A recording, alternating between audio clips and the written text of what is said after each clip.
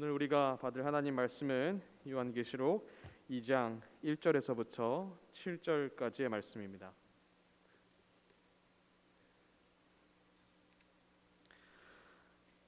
에베소 교회의 사자에게 편지하라.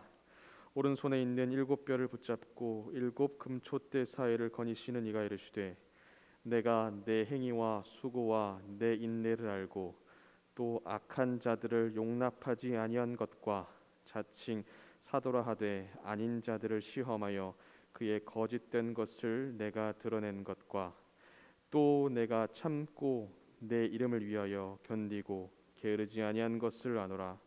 그러나 너를 책망할 것이 있나니 너의 처음 사랑을 버렸느니라. 그러므로 어디서 떨어졌는지를 생각하고 회개하여 처음 행위를 가지라. 만일 그리하지 아니하고 회개하지 아니하면 내가 내게 가서 내 촛대를 그 자리에서 옮기리라. 오직 내게 이것이 있으니 내가 니골라당의 행위를 미워하는도다. 나도 이것을 미워하노라. 귀 있는 자는 성령이 교회에게 하시는 말씀을 들을지어다. 이기는 그에게는 내가 하나님의 낙원에 있는 생명나무의 열매를 주어 먹게 하리라. 이는 살아계신 하나님의 말씀입니다.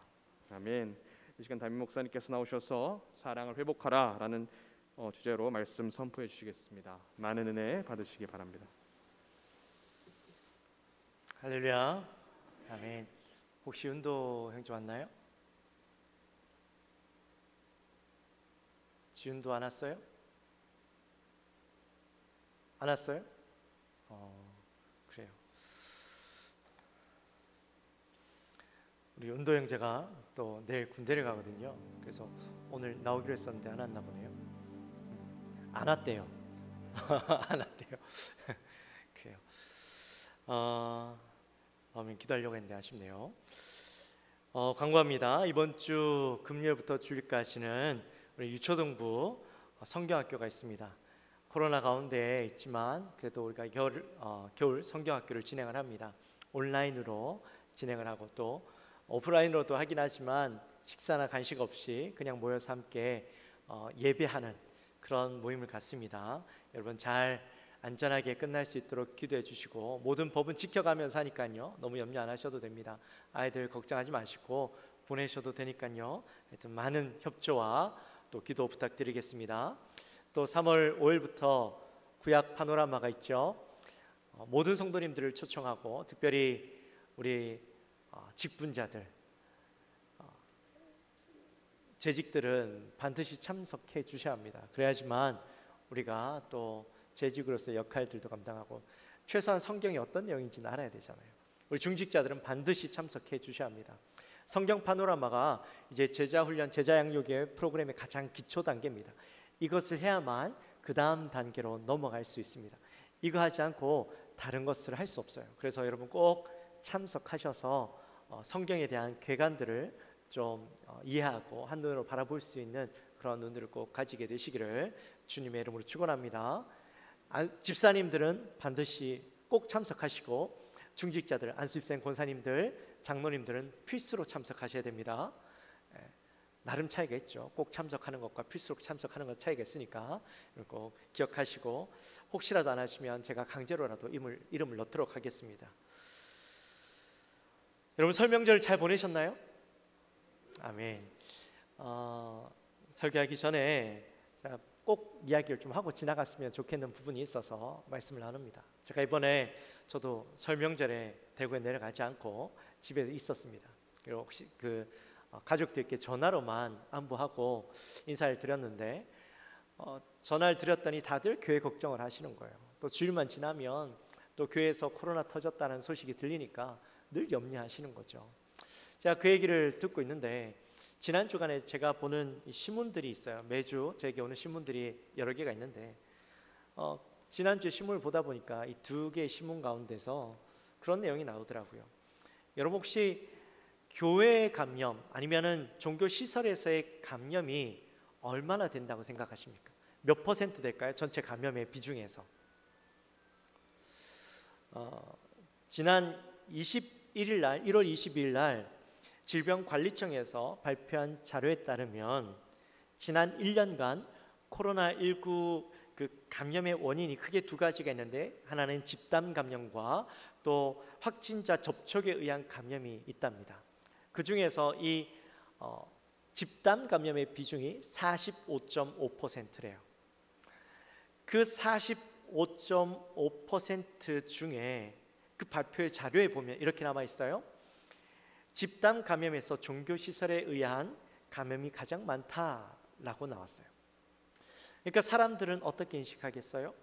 45.5%의 감염이 교회에서 제일 많구나, 교회에서 나왔구나, 이렇게 인식하게 되는 것이죠.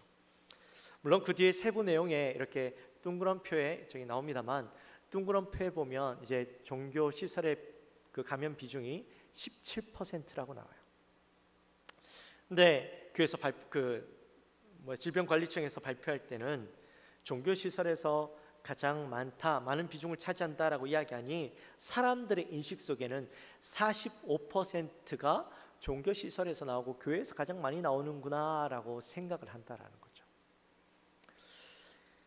이게 그 통계를 조작은 아니지만, 거짓말하는 건 아니지만, 통계를 가지고 이렇게 사람들에게 잘못된 인식을 심기우는 방법 중에 하나가 이 통계 자료를 가지고 확대 해석하게 만드는 거예요. 목회 데이터 연구소에서 지난번에 발표를 했는데, 국민들이, 믿는 사람 안 믿는 사람 다 포함해서 국민들이 생각하는 교회 집단 교회발 감염의 비중이 몇 퍼센트 정도 될까라는 질문을 했는데, 교회발 감염의 비중이 44% 정도가 될 거다라고 그렇게 이야기를 했답니다. 그러니까 절반 가까이가 교회에서 나온 것이다라고 인식을 한다라는 거예요. 세상 사람들은, 물론 교회 다니는 사람들도 그렇고 안 다니는 사람들도 그렇고. 근데 실제로 교회발 감염의 비중이 얼마나 되냐 조사를 해봤더니, 교회발 감염의 비중은 11%예요. 집단 감염에서의 교회발 감염의 비중도 7.7%밖에 안 된답니다. 종교시설이라고 이야기하고 대부분의 사람들은 교회로 인식하고, 또 언론에서 매주 교회에 대한 뉴스를 이야기하다 보니까 당연히 그것은 교회일 것이다 라고 생각하게 된다는 것이죠. 기독교 윤리실천운동이 한국교회의 사회적 신뢰도 조사를 지난 1월 달에 했는데, 매년마다 하는 겁니다. 매년마다 하는 건데, 작년 2020년도에는 교회를 매우 또는 약간 신뢰한다라는 그 응답 비율이 32%였대요. 근데 올해는 몇 퍼센트일까요? 올해는 11%가 감소한 21%였답니다.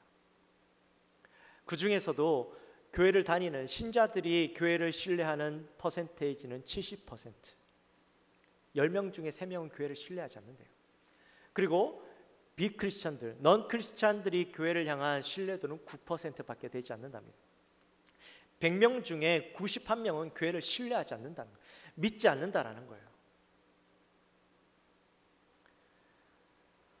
너무 수치스러운 모습이기도 하고, 특별히 코로나19 때문에 교회가 얼마나 신뢰도가 타락했는지 모릅니다. 추락했는지 몰라요. 타락은 아니고 추락을 했는지 몰라요. 근데 지난 2월 1일 날 정부에서 발표한 자료에 따르면, 교회 대면 예배를 통한 감염 사례가 지금까지 거의 없다, 그렇게 발표했어요. 실제로 대면 예배로 인한 감염은 거의 없고, 대부분이 예배 후에 식사 모임을 가졌거나 아니면 마스크를 벗고 하는 소규모 모임에서 전파된 것이 대부분이다, 이렇게 공식적으로 발표를 했어요. 그러니 교회에 대한, 특별히 교회 예배에 대한 이 오해가 얼마나 큰지 모르는 거예요. 우리 성도님들 안에서도 교회 가면 혹시라도 코로나 걸릴까 봐 두려워하고, 또 내가 기저질환이 있어서 혹시 나 때문에 내가 가면 교회에 피해를 입힐까 봐 교회를 못 오시는 분들이 너무 많아요. 근데 여러분, 늘 속고 있는 거예요. 오해하고 있는 거예요. 우리가 마스크 끼고 있으면 거의 걸리지 않아요. 걸릴 가능성이 현저히 낮아요. 저도 이렇게 마스크 벗고 있잖아요. 여러분 염려하지 마세요. 저 매주 토요일마다 코로나 검사합니다. 우리 집사님이 이 키트 다 가져와서 제 코에다 이거 다 해가지고 검사 다 하고 음성 판정 받고 제가 여기 서는 거예요. 교회 안에 있는 교회에 대한 잘못된 인식들, 오해들이 성도들뿐만 아니라 세상에 있는 사람들에게 오해를 일으키고 확대 해석하게 하고 잘못된 불안감들을 조성하기 위해서 여러분 교회는 못 나오게 하고 있다는 거예요. 우리가 이런 상황 가운데 정확한 정보를 알고 정말 교회에서 우리가 코로나 걸릴 수 있는가에 대한 인식이 제대로 박혀 있지 않으면 여러분 앞으로도 교회 오기 힘든 거예요. 코로나가 사라지기까지 교회 올 수 없는 상황. 코로나가 사라지면 내가 안 오는 거에 익숙해지니까 교회 더 못 오게 되는 그런 상황들이 우리에게 닥치게 되는 것이죠. 물론 정부에서 의도적으로 했다, 또 아니면 언론에서 의도적으로 했다라고 제가 확신할 수는 없어요. 잘 모르겠어요. 그것까지는. 분명한 건 마귀가 이런 기회를 통해서 교회를 핍박하고 교회 가운데 어려움을 주고 있다라는 거예요. 성도들의 마음을 흔들고 있다라는 거예요. 이럴 때일수록 우리가 분명한 신앙을 가지고 흔들리지 않는 믿음을 가지고 신앙을 지켜나가야 되는 거예요. 여러분 혹시 오해하고 있다면 그 오해를 벗어버리게 되시기를 주님의 이름으로 축원합니다. 세상 많은 사람들이 오해하고 있다면 거기에 대해서 담대하게 가르쳐 주세요. 대면 예배는 걸리지 않는데, 거의라는 게 몇 퍼센트인지는 안 나와요. 내 퍼센테이지로 표시할 수 없을 만큼이겠죠. 또 그것도 이유가 있겠죠. 지금처럼 거리를 띄워두고 있으면 여러분 대중교통 타는 것보다 더 안전한 거예요. 여러분 꼭 여기에 대해서 오해가 없길 바라고, 자세한 내용은 1층 게시판에다가 또 자료들을 게재해 두었습니다. 여러분 보시고 꼭 깨닫게 되시기를 주님의 이름으로, 참고하게 되시기를 주님의 이름으로 축원합니다. 우리 옆에 분들하고 한번 인사 안 할까요? 사랑을 회복합시다. 우리 한번 인사합시다. 우리 또 온라인으로 예배 드리시는 분도 자기를 향해서 같이 하실 분이 없으면 사랑을 회복합시다. 자신을 위해서 한번 고백합시다. 오늘 본문에는 에베소 교회가 소개되고 있습니다. 에베소라는 지역은 소아시아 지역 중에서 가장 큰 항구 도시죠. 또 정치적으로는 로마의 자유 도시입니다. 종교적으로도 이 종교적 자유를 가지고 있어서 여신 아데미 신전이 있는 그런 곳이죠. 아데미 신전이 워낙 어마어마해서요, 여기에서 여사제로 섬기는 여인들만 수천 명이 되고, 또 여기에서 이 성적인 문란함이 이루어지죠. 제사를 드린다고. 그래서 그것들을 치우는 사람들도 수천 명이었답니다. 그러니 그 규모가 어마어마하다는 것을 알 수가 있겠죠. 그리고 이 에베소는 수많은 이방 신전들이 세워져 있고, 이런 것들로 인해서 에베소는 도덕적으로 타락하고 음란하고 죄악이 간영한 그런 도시였습니다. 복음과는 전혀 상관없는 삶을 살아가고 있던 곳이었죠. 근데 이런 곳에 사도 바울이 2차 전도 여행을 하면서 이곳에 복음을 증거하게 됩니다. 그리고 3차 전도 여행 때는 이곳에 2년을 머무르면서 복음을 증거하고 체계적인 신앙 훈련을 하고 복음 증거 사역을 통해서 교회가 단단히 세워지는 그런 교회로 성장하게 되죠. 또 여기에서는 브리스길라와 아굴라가 함께 사역을 하면서 사도 바울을 돕고 교회를 헌신적으로 섬겼습니다. 이후에는 아볼로가 섬겼고 디모데가 섬겼고, 또 오늘 이 글을 쓰고 있는 사도 요한도 이곳을 섬기게 되죠. 장장한 그런 사역자들이 이곳을 섬기다 보니 교회가 굉장히 든든했고 신앙적으로도 깊이가 있는 그런 교회였습니다. 사도행전 19장 말씀에 보면 이렇게 소개하고 있어요. 놀라운 기적의 역사들이 일어나는 것을 소개하고 있는데, 하나님이 바울의 손으로 놀라운 능력을 행하게 하시니 심지어 사람들이 바울의 몸에서 손수건이나 앞치마를 가져다가 병든 사람에게 얹으면 그 병이 떠나고 악귀가 떠나더라, 이렇게 말씀하고 있어요. 뿐만 아니라 이 에베소 교회가 말씀에 대한 열정이 얼마나 뛰어났냐면 이 9절과 10절 말씀에 거기에 대한 내용이 나오는데, 바울이 그들을 떠나서 제자들을 따로 세우고, 여기서 떠났다라는 이야기는 이 공회를 떠났다라는 이야기예요. 제자를 따로 세우고 두란노 소원에서 날마다 강론하니라. 두 해 동안 이같이 하니 아시아에 사는 자는 유대인이나 헬라인이나 다 주의 말씀을 듣더라. 아멘. 말씀이요, 2년 동안 훈련하고 교육하다 보니까요, 이들의 말씀의 깊이가 깊어지고 이러한 일들로 인해서 죄악으로 관영했던 도시가 복음이 들어가니까 변하기 시작하는 거예요. 에베소 교회 성도들이 많은 사람들로부터 칭찬받고 존경받게 되어졌다라는 것이죠. 그런 좋은 교회가 되었는데, 오늘 본문에도 보면 하나님께서 이 에베소 교회를 얼마나 칭찬하시는지 몰라요. 2절과 3절에 걸쳐서 에베소 교회를 칭찬하시는데, 2절 말씀에 보면 내가 내 행위와 수고와 내 인내를 알고 라고 말씀하시죠. 복음을 향해서 얼마나 그들이 수고했는지, 또 헌신적으로 섬겼는가 하는 것을 잘 나타내 주고 있죠. 또 그 뒤에 보면 악한 자들을 용납하지 아니한 것과 자칭 사도라 하되 아닌 자들을 시험하여 그들의 거짓된 것을 내가 드러낸 것과 라고 소개하고 있어요. 자, 이게 무슨 말씀이냐면, 당시의 교회들 가운데 악한 자들이 들어와서 이 교회를 어지럽게 하고, 특별히 자칭 사도라고 하는 자들이 교회 안에 들어와서 자신의 욕심에 이 교회를 어지럽게 하고 사람들을 빼앗아 가려고 하고 재산을 빼앗아 가려고 하는 그런 일들이 있었다라는 거죠. 특별히 6절 말씀에 보면 니골라당이 등장을 합니다. 니골라당이 누군지는 정확하게 의견이 분분해요. 7 집사 중에 한 명인 니골라다, 아니면 이 니골라라는 말이 발람이라는 말과 똑같아요. 구약에 나오는 발람. 그래서 그런 어떤 악한 자들을 의미한다라고 이야기하기도 하는데, 어찌되었든 니골라당이 교회에 들어와서 어떤 일을 행하냐면, 어떤 말을 하냐면, 율법을 더 이상 교회엔 율법이 필요 없다라고 이야기하는 거예요. 그리스도인들은 한번 구원을 받으면 어떤 일을 해도 이 구원이 변하지 않고 구원을 얻게 되어지니까 이 땅에서의 삶이 어떠해도 전혀 상관이 없다라는 거예요. 그러니 구원이 전혀 필요 없다라는 것이죠. 자기 마음대로 살아도 된다라고 가르치는 겁니다. 여러분, 얼마나 듣기 좋습니까? 내가 구원받았으니까 그 구원이 변질되지 않으니 내 마음대로 살아도 아무런 문제가 없다라는 거예요. 얼마나 소망이 되고 희망이 됩니까? 마음대로 살아도 되잖아요.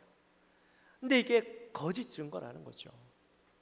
여러분, 오늘날에도 율법은 필요 없다, 율법은 폐하여져서 이제는 율법이 더 이상 우리와 상관없는 것이다 라고 이야기하는 사람들이 있어요. 그렇게 가르치는 신학자들도 있어요. 여러분, 그런데요, 물론 이 율법이라는 것이 우리를 구원하게 만드는 도구는 아니에요. 그 도구가 될 수는 없지만, 오늘날 우리가 하나님을 닮아가고 하나님의 뜻을 깨달아가는데 이 율법은요, 매우 중요한 도구가 됩니다. 하나님께서 율법을 주셨을 때는 우리가 어떻게 하면 구원받을 수 있는가 하는 기준들을 세워주신 거예요. 이것은 하나님이 기뻐하시고 하나님이 원하시는 자의 모습이에요. 그렇기 때문에 우리가 이 모습을 행함으로, 닮아감으로, 내 신앙의 기준을 여기에 세워둠으로 하나님의 기준에 맞춰져 가는 것이죠. 성화되어져 가는 기준이 바로 이 율법이고 말씀인 거예요. 우리가 말씀을 깨달아가고 말씀을 따라 살아가려고 하는 이유가 바로 그거 아닙니까? 니골라당이 이 에베소 교회에 와서 잘못된 것을 가르치니까요, 에베소 교회가 지난 시간 동안 훈련이 잘 되어 있어서 잘못된 것을 가르치니 이 말씀을 가지고 하나하나 그들의 잘못을 밝혀내는 거예요. 여러분, 우리가요, 이 성경 교육을 하는 것이 얼마나 중요한지 몰라요. 우리가 말씀으로 훈련받는 것이 얼마나 중요한지 몰라요. 3월달에 구약 파노라마 꼭 신청하게 되시기를 주님의 이름으로 축원합니다. 아멘. 그래요. 그렇게 해서 말씀을 통하여서 그들의 잘못을 밝혀내고 그들을 철저하게 밝혀내고 난 뒤에 용납하지 않고 떠나보냈어요. 그런 잘 훈련된, 칭찬받을 만한 교회가 바로 이 에베소 교회였다라는 거예요. 또 3절 말씀에 보면 내가 참고 내 이름을 위하여 견디고 게으르지 아니한 것을 아노라, 그렇게 말씀하셔요. 예수의 이름을 위해서 그들이 고난과 핍박 가운데도 흔들리지 않고 견뎌냈다라는 거죠. 당시에 그리스도인들에게 얼마나 핍박이 심했는지 몰라요. 그 핍박을 이겨낸다라는 것이요, 대단한 것이죠. 당시에 그 핍박을 잘 견딘 사람 하면 우리 머릿속에 떠오르는 사람, 폴리갑이 있습니다. 이 폴리갑은 로마 군대가 이 폴리갑에게 이렇게 이야기합니다.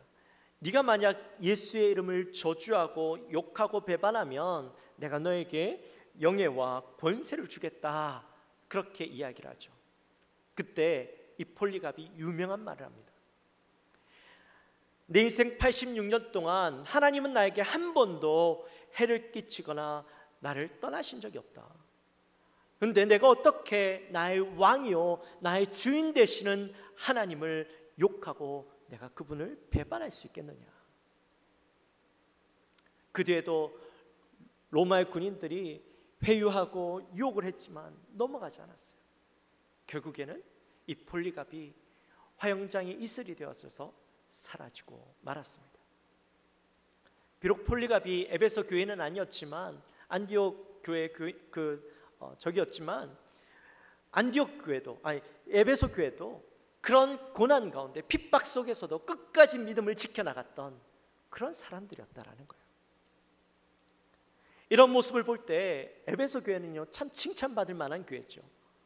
오늘날 우리 교회가 본받고 싶은, 본받을 만한 좋은 교회라고 느껴집니다. 그런데 그렇게 칭찬받고 좋은 교회, 정말 완벽해 보이는 교회인데 하나님께서 그 교회를 향해서 너희에게 책망받을 것이다 라고 4절에서 말씀하시죠. 우리 4절 말씀을 같이 한번 읽어볼까요? 4절 말씀 한 목소리로 읽습니다. 그러나 너를 책망할 것이 있나니 너의 처음 사랑을 버렸느니라. 에베소 교회가 칭찬받는 교회였지만 그 가운데 책망받을 것이 있었대요. 어떤 책망이었어요? 처음 사랑을 버린 것이었어요. 여러분 혹시 여러분의 첫사랑 기억하십니까? 처음 사랑 기억나십니까? 시간이 너무 오래되긴 했지만 그래도 그때의 기억들이 우리의 머릿속에서 사라지진 않죠. 그때 그 사람 앞에 서면 그 사람이 가까이 있다라는 것만 느껴도 가슴이 설레고 심장이 쿵쾅쿵쾅 뛰고 또 그 사람 얼굴을 보면요 너무 행복하고 또 보고 헤어지면 또다시 보고 싶은 그런 마음들이 들죠. 또 그 사람을 어떻게 하면 행복해하게 해줄 수 있을까, 즐겁게 해줄 수 있을까를 고민하며 생각하던 그때가 바로 첫사랑의 감정입니다. 그렇다면 여러분 예수님과의 그 첫사랑의 감정도 여러분 여전히 가지고 계십니까? 주님이 나의 구주 되시고 또 주님께서 나를 위해서 이 땅에 오셨다라는 사실을 깨달아졌을 때에 내 가슴이 설레이고 주님 날 구원해 주셨다라는 사실을 깨달을 때에 그 감격 여러분 그대로 가지고 계십니까? 예수님께서 나를 위해 이 땅에 오셨고 나 때문에 가시관을 쓰시고 매 맞으셔야만 했고 십자가에서 두 손과 발에 못이 박히셔야만 했고 허리에 창이 찔리시고 물과 피를 다 쏟으셔야 했던 그 예수님, 그리고 그 죽음이 바로 나를 위한 것임을 깨달을 때에 내 눈에 눈물이 멈추지 않고 주님 나를 용서해 주세요, 나를 용서해 주세요, 하나님 앞에 하염없이 눈물을 흘리며 기도했던 그때가 여러분 기억나십니까? 내가 이제는 주님만을 위해 살겠다라고 고백했던 그 감격이 여러분의 가슴 속에 아직도 남아 있으십니까? 그 사랑에 불타서 내가 열심으로 주님을 섬기고 금식하며 기도해도 내가 배고픈 줄 몰랐고 밤새 주님 앞에 부르짖으며 기도해도 내가 피곤한 줄 몰랐던 그 시대, 복음을 전하기 위해서 먼 길을 가는 것도 마다하지 않고 또 주의를 위해서 생명 걸고 일해도 내 마음에 기쁨이 넘쳤던 그때에 만나는 사람마다 복음을 증거하고 내가 복음을 증거하지 않으면 내 마음이 너무나 답답했던 그때, 예수에게 미쳤다라는 소리를 들어도 싫지 않고 그것이 전혀 부끄럽지 않았던 그때, 여러분 다 그때가 있으시죠? 지금도 그 마음, 그 사랑 그대로 가지고 계십니까? 지금 에베소 교회가요, 그때 가졌던 그 첫사랑을 다 잃어버리고 행위는 남아있어요. 모습은 그대로 남아있는데 마음이 없어져 버린 거예요. 하나님을 향한 사랑, 예수님에 대한 감격과 기쁨이 상실되어진 에베소 교회의 모습이었다라는 겁니다. 사실 이것이 단순한 문제가 아니에요. 그냥 어떤 상황 가운데 여러 개 중에 한 개의 문제가 아니라 이것이 얼마나 큰 비중을 차지하고 있는지 몰라요. 여러분, 에베소 교회에 충성과 헌신이 있고 인내도 있고 신앙의 전통도 있고 또 신학의 열심도 있지만 아무리 그것이 있다 할지라도 그 밑바탕에 사랑이 없다면, 사랑 없는 헌신, 사랑 없는 기도, 사랑 없는 찬양, 사랑 없는 예배, 사랑 없는 그 섬김, 이것은 아무것도 아니라는 거죠. 고린도전서 13장이 우리는 뭐라고 얘기합니까? 사랑장이라고 이야기하죠. 그 사랑장의 핵심이 뭐예요? 사랑장의 핵심, 아무리 뛰어난 행위들이 있다 할지라도 사랑이 없으면 뭐다? 아무것도 아니다. 아무리 네가 천사의 말을 할지라도 거기에 사랑이 없으면 울리는 꽹과리와 같고, 내 행위가 아무리 뛰어나고 놀랍다 할지라도 거기에 사랑이 없으면 아무것도 아니야, 아무 얘기 없는 거야 라고 말씀하고 있죠. 오늘날 우리 교회들도 그래요. 한때 우리가 부흥을 하고 열심히 뜨거움을 맛보았던 그때가 지나고 지금 우리 교회 가운데, 우리 교회들 가운데는 많은 예배들이 남아있고 프로그램들이 남아있고 또 많은 섬김들은 남아있지만 그 속에 하나님을 향한 뜨거움, 하나님을 향한 사랑, 예수 그리스도의 그 이름만 들어도 내 마음에 감격이 있고 내 가슴이 요동치던 그 감격은 사라지고 만 건 아닌가? 우리는 되돌아보아야 하는 것이죠. 오늘 본문은 그런 첫사랑을 잃어버린 교회를 향해서 어떻게 하면 내가 회복할 수 있는가를 우리에게 말씀해 주고 있어요. 5절 말씀에 보면 이렇게 말씀합니다. 그러므로 어디서 떨어졌는지를 생각하고 회개하여 처음 행위를 가지라. 자, 오늘 이 짧은 말씀 가운데 세 가지 방법을 우리에게 말씀해 주고 있어요. 첫 번째 방법은 뭡니까? 어디서 떨어진 것을 생각하라.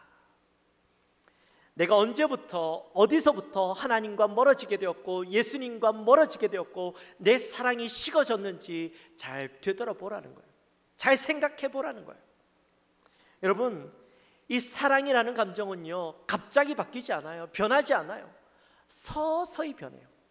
서서히 그 감정이 식어가요. 내가 하나님과의 멀어진 이유가 세상 속에서 살아가다 보니 세상 속에서 그 세상 것들을 사랑하게 되고 언제부터인가 그것이 내 마음에 들어오면서 예수님의 마음, 그것은 사라져가고 서서히 식어져가고 세상의 마음이 커져갔던 그것을 한번 되돌아보라는 거예요. 내가 열심히 교회에서 생활은 해요. 내가 예배 빠지지 않고 열심히 하는데 내가 예배 빠지지 않으니 내 신앙은 내가 잘 유지하고 있다고 믿는 거죠. 내가 열심히 기도는 해요. 기도의 시간이 자꾸 늘어나요. 그러니 내가 하나님과 더욱더 가까워지고 영적으로 내가 충만하다라고 느끼는 거죠. 또 내가 말씀을 깨달아가요. 말씀을 열심히 공부하고 말씀에 집중하면서 머리에 많은 말씀들이 들어오다 보니까 내가 하나님을 많이 안다고 생각해요. 근데 중요한 건 그 중심에 하나님을 향한 사랑, 십자가를 생각해도 울림이 없는, 가슴 뛰지 않는 내 모습이 있다라는 거죠. 그것을 발견하라는 거예요. 어디에서부터 잘못되었는가를 발견하라는 거예요. 그리고 두 번째는 회개하라는 겁니다. 내가 그것들을 발견했다면 그것들을 가지고 하나님 앞에 나아가고 회개하고 가슴 치며 하나님 앞에 아뢰라는 거예요. 다시 내 마음속에 그 감격들이 회복될 수 있도록, 행위만 남아있는 내 모습이 아니라, 일만 남아있는 내 모습이 아니라 정말 이 가슴이 다시 한번 회복되어질 수 있도록 하나님 앞에 눈물로 기도하고 회개하고 나아가라는 것이죠. 주님 때문에 감격하고 기뻐하는 삶을 회복시켜야 된다는 겁니다. 그리고 세 번째는 처음 행위를 가지는 거예요. 처음 행위를 가지는 것은 그때로 돌아가는 거죠. 근데 5절 하반절에 보면 이런 말씀이 있어요. 내 촛대를 그 자리에서 옮기리라. 여러분, 촛대를 옮긴다라는 말이 무슨 말일까요? 촛대를 옮긴다. 촛대를 옮긴다라는 말은 제거해버린다, 지워버린다라는 말이에요. 첫사랑을 상실한 교회, 또 그것을 회복하지 못한 교회는 하나님께서 더 이상 교회로서의 존재 가치가 없기 때문에 이 교회를 지워버리겠다, 없애버리겠다라는 말이에요. 여러분, 두렵지 않으세요? 지난 교회들의 역사들을 쭉 살펴보면 많은 교회들이 있었고, 특별히 큰 영향력을, 교계에 큰 영향력을 끼쳤던 교회들이 많이 있어요. 그런데 지금 그런 교회들이요, 사라진 교회들이 있죠. 제가 미국에 있을 때 제가 살던 인근에 애너하임이라는 곳이 있는데, 거기에 보면 수정교회라는 곳이 있어요.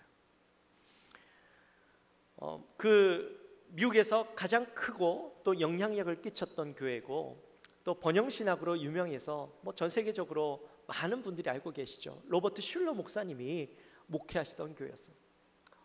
50년, 60년 가까이, 55년도에 개척하셔서 한 60년 가까이 번영을 누리면서 정말 가장 세계에서 영향력 있는 교회로, 또 이 목사님의 설교가요, 설교를 듣기 위해서 매주 10,000명 이상의 사람들이 모이고 전 세계 2,000만 명의 사람들이 매주 그 설교를 들었던 그런 교회였어요. 그 외관도요, 수정교회 이름처럼, 수정처럼 생겼어요. 너무 아름답고 화려하고, 또 그 찬양도요, 제가 들어본 찬양 중에 최고의 찬양이었어요.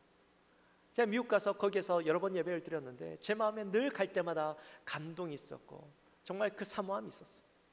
그런 멋진 교회였는데 그 교회가요, 10년 만에 사라져버렸어요.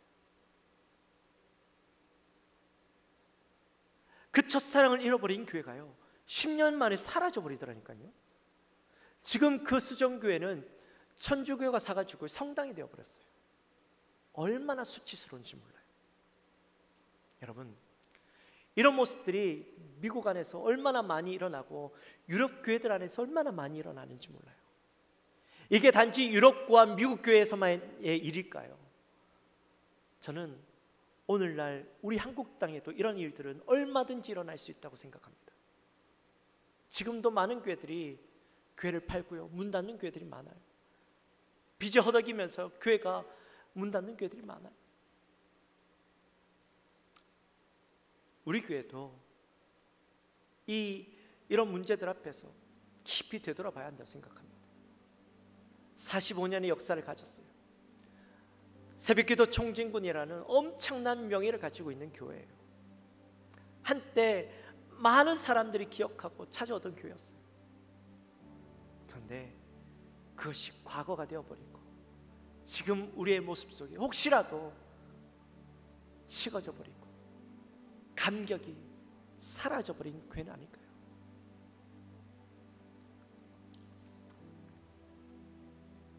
우리 교회가 지금 해야 될 일이 있다면 혹시라도 우리 속에 잃어버렸던 그 첫사랑의 감격을 다시 회복해야 되는 거예요.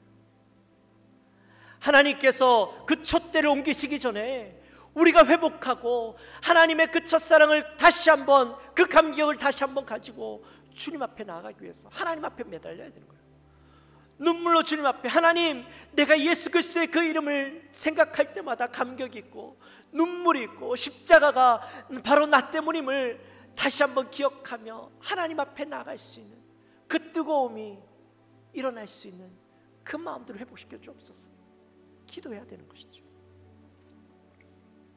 사랑하는 성도 여러분, 더 이상 우리의 신앙이 형식화되어지고 또 매너리즘에 빠지는 그런 신앙이 되어서는 안 돼요.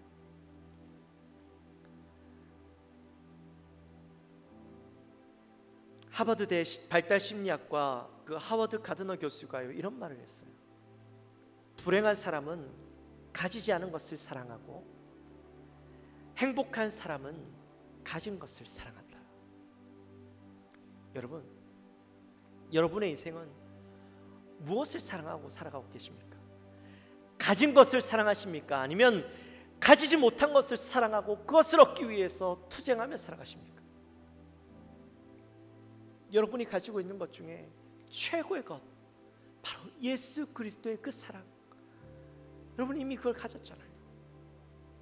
이미 그것을 가진 것을 더 사랑하고 그것을 바라보고 그것을 날마다 감사하고 감격하고 기뻐하는 삶을 우리는 살아가야 되는 거예요. 사랑하는 성도 여러분, 하나님의 사랑을 회복합시다. 하나님의 그 첫사랑을 회복합시다. 예수 그리스도의 그 이름만 들어도 내 가슴이 뛰고 십자가만 생각해도 눈물을 흘리던 그때를 회복합시다. 우리가 말씀을 통해서 깨닫기도 하지만 이 심장이 죽지 않는 그런 그리스도인이 되기 위해서 날마다 나아가는 우리 영광교회가 되어지시기를 주님의 이름으로 축원합니다. 아멘. 우리 하나님께 찬양할까요? 우리 이 시간 찬양할 때 십자가 그 사랑이라는 찬양합시다.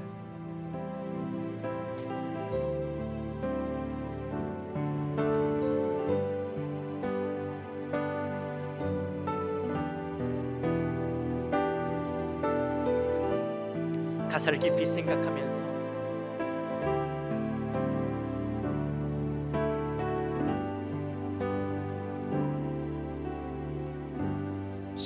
십자가 그 사랑 멀리 떠나서 무너진 나의 삶 속에 무너진 나의 삶 속에 잊혀진 준혜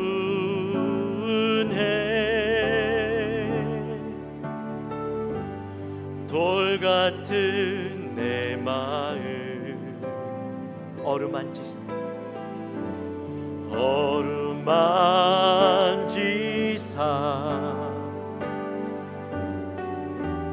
다시 일으켜 세우신 주를 사랑합니다.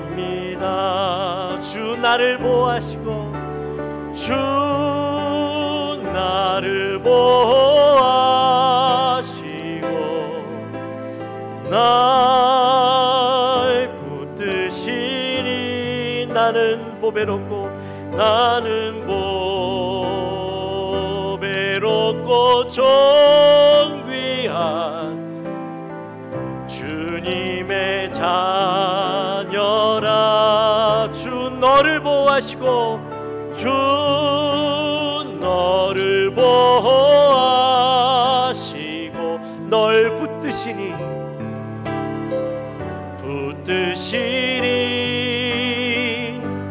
너는 보배롭고 존귀한 주의 자녀라. 지나간 일들을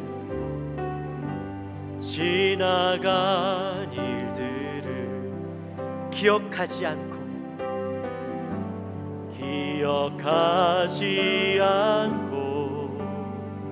이전에 행한 모든 일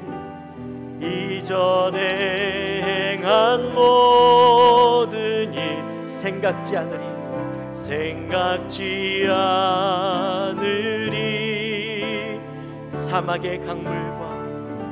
사막의 강물과 길을 내시는 주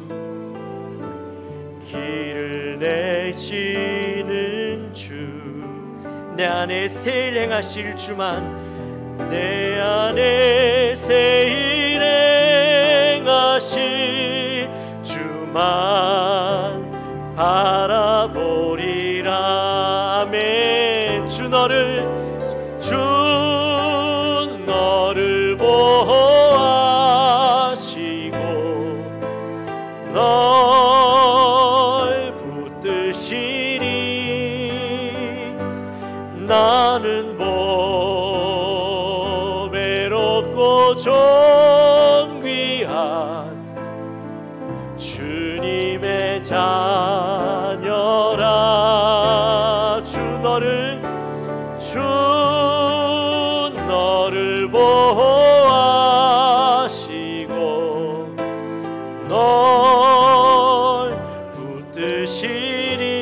너는 보배롭고 너는 보배롭고 존귀한 주의 자녀라. 할렐루야. 우리 시간 기도하며 나갈까요? 기도할 때 하나님, 지난 내 삶 가운데 세상 속에서 하나님의 그 사랑은 잊어버리고 언제부터인가 세상적인 마음들이 내 마음에 들어와서 그것들을 사랑하던 인생이었습니다. 또 내가 하나님을 사랑한다고 열심히 섬기고 살아왔지만 그 속에 하나님의 사랑은 식어져가고 형식만, 또 일만 남아있는, 겉모습만 남아있는, 껍데기만 남아있는 내 모습이었음을 고백합니다. 에베소 교회가 하나님 그러한 모습으로 인하여서 하나님이 책망하셨던 것처럼 오늘날 나를 향하여서 책망하시는데, 하나님 이제 내가 다시 한번 그 사랑을 깨닫고 하나님 회복하게 하시고 하나님 온전히 주님 앞에서 살아가는 나의 사랑, 하나님의 그 이름만 들어도, 예수 그리스도의 그 이름만 들어도, 십자가만 생각해도 눈물이 나던 그때가 회복될 수 있도록 나를 붙들어 주옵소서. 우리 시간 이 마음을 가지고 간절히 기도하며 나갑니다. 하나님 아버지 감사합니다. 이 시간 주님 앞에 간절히 기도하며 나갑니다. 하나님, 우리의 모습 속에 하나님 그 뜨거웠던 첫사랑의 감정은 어디에 가고, 하나님 어느샌가 내 마음에 세상 것들이 들어와 그것들이 나를 잠식해버리고 하나님의 그 사랑은, 하나님의 그 마음은 떠나버린 내 모습이었음을 고백합니다. 하나님, 내가 열심히 주님을 사랑한다고 고백했지만 내 모습 속에 형식은 남아있고 하나님 또 내 모습 속에 일은 남아있는데, 하나님 주님을 향한 뜨거운 사랑, 하나님의 그 이름만 들어도 눈물을 흘리며 십자가만 바라보도 내 가슴이 뜨겁게 오동치던 그때가 하나님 사라져버리고 말았습니다. 하나님, 이 시간 주님 앞에 간절히 기도합니다. 나의 그런 연약한 모습들, 나의 변질된 나의 모습들, 그 사랑을 잃어버린 나의 모습들을 주님 이 시간 회복시켜 주옵소서. 하나님, 주님 나를 다시 한번 일깨우시고 주님의 그 은혜 가운데 다시 한번 나아갈 수 있도록 도와주옵소서. 하나님, 우리 교회가 주님 촛대 옮기지 마시고 다시 한번 우리 가운데 그 촛불을 일으키고 하나님의 귀한 일들을 감당할 수 있는 교회로 세워지게 인도하여 주옵소서.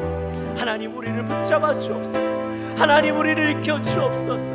하나님, 나를 불쌍히 여겨 주옵소서. 하나님 아버지 감사합니다. 저희를 사랑하시고 또 오늘 하나님의 말씀을 듣습니다. 에베소 교회를 향한 책망이 나를 향한 책망임을 깨닫습니다. 어느샌가 내 가슴 속에 주님을 향한 사랑과 뜨거움이 식어지고 형식만 남아있고 세상의 것들로만 남아있는 우리의 모습 가운데 하나님 다시 한번 주님을 향한 사랑을 회복하고 주님의 이름을 부르며 뜨거웠던, 십자가만 생각해도 눈물이 흘렀던 그때를 회복하게 하여 주옵소서. 하나님을 더욱더 사랑하고 주님을 향해 날마다 나아가며 담대하게 나아가는 우리의 모습들이 회복될 수 있도록 주여 인도하여 주옵소서. 감사합니다. 예수님의 이름으로 기도합나이다. 아멘.